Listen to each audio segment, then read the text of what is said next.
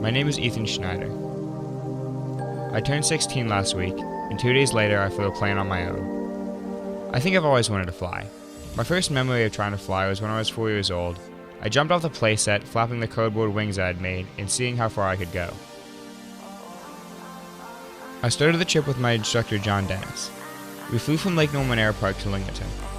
There we flew a few practice laps. Then, he got out and let me fly by myself. Closing the door behind John made me really nervous, but after a while it went away. I taxied out to the active runway, called on the radio to make sure no one was coming in for a landing, and then pulled out onto the runway. I pushed the throttle in and pitched up. Without my instructor sitting by my side, the plane was a lot lighter. It went up like a rocket. I started flying lessons about 16 months ago, when I was 14. No one in my family was a pilot, so I had to convince my family that it was safe.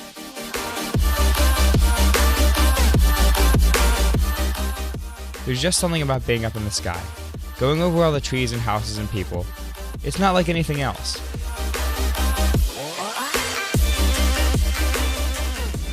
Lincoln County, traffic, Cessna Skywatcher 43 Kilo, turning downwind to runway 32, Lincoln County.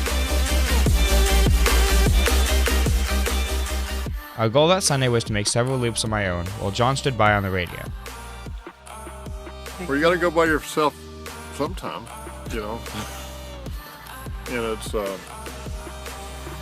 kind of a rite of passage to go. Actually, there's no doubt that you are the guy making it all happen, because you're the only one there. That's what's so cool about it.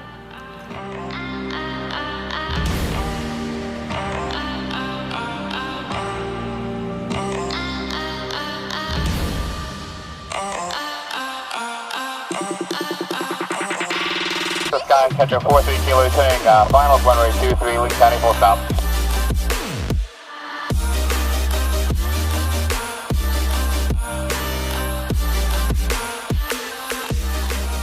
I flew by myself for about 20 minutes.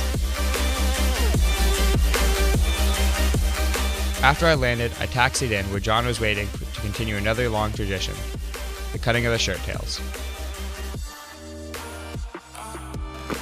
I think the idea of the shirt thing is usually so soaking wet that the best thing to do is let the student pilot cool off a bit, but then came where you would cut it off and put on there the date and the time and the airplane and the airport and just a recording of the student solo, and the shirts were all hung at the flight school.